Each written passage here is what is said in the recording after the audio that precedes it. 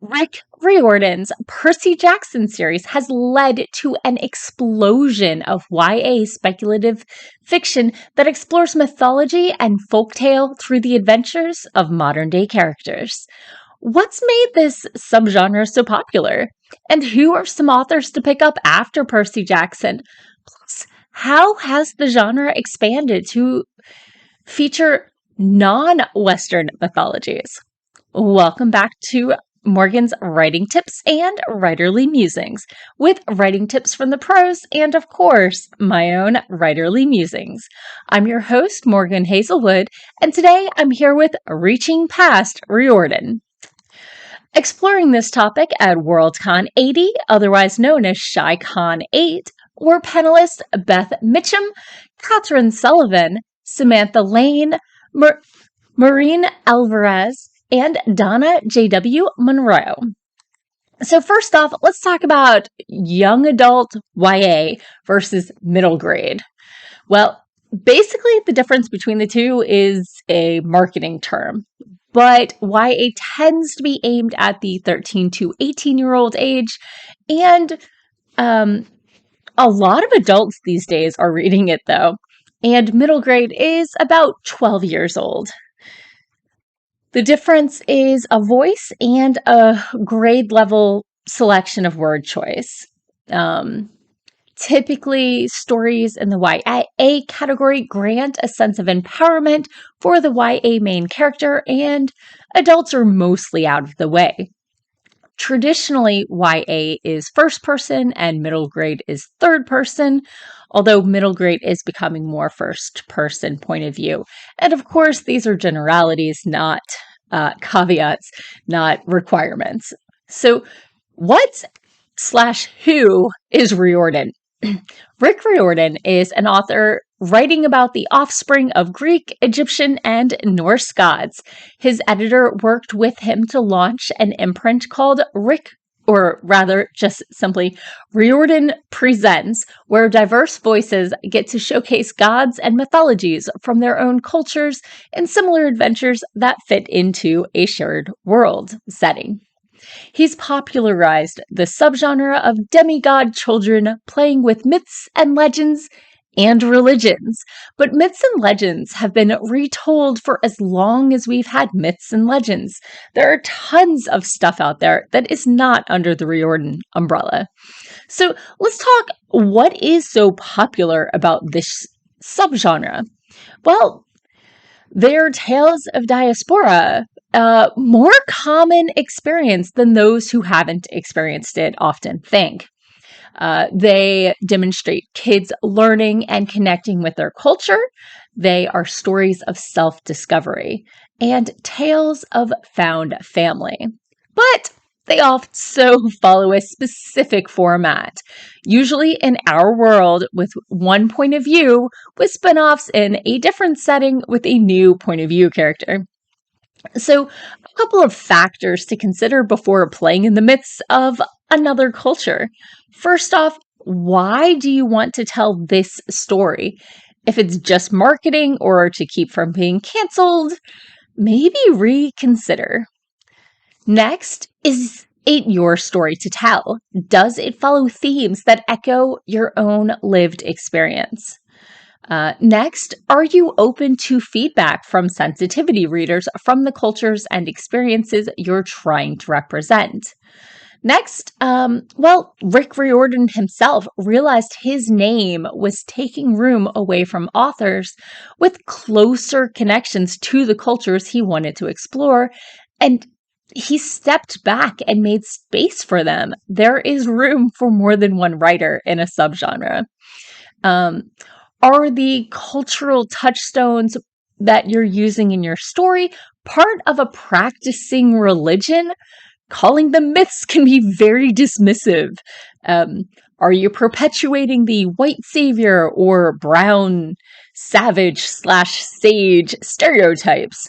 And are the monsters described in one culture actually stereotypes and demonization of another actual group or culture?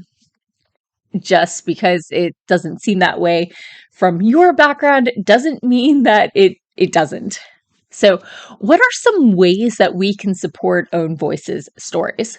Well, we can follow their social media, their book talk, their booktube, what have you. We can buy their books. We can put our money where our mouth is.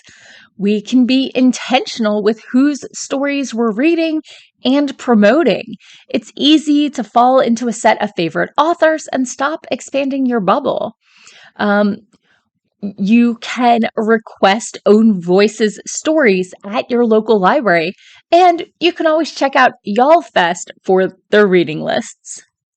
So, next up, recommendations. What would a discussion of Beyond Riordan be without book recommendations? So, we have Kendare Blake's Antigoddess. It's a mid to upper grade YA. Where the Greek gods start to fade away and they're trying to save themselves. We have Aminah May Safi's Travelers Along the Way, a Robin Hood remix. Eden Robinson's The Trickster's Trilogy, about a son of a trickster. Seanan McGuire's Wayward Children, following the returned changelings that the Fae stole away that maybe didn't want to come back. We have DJ MacHale's Pendragon series, King Arthur with a modern-day kid and his friends through a portal fantasy. We have Lemony Snicket's A Series of Unfortunate Events, children with an uncle who will stop at nothing. We have Ransom Riggs, Miss Peregrine's House for Peculiar Children, children with powers at a house out of time. Catherynne Valente's The Girl Who Circumnavigated Fairyland in a Ship of Her Own Making, obviously a trip to Fairyland or at least around it. I don't know. It's on my to-read list. Roshani Chakshi's The Star-Touched Queen.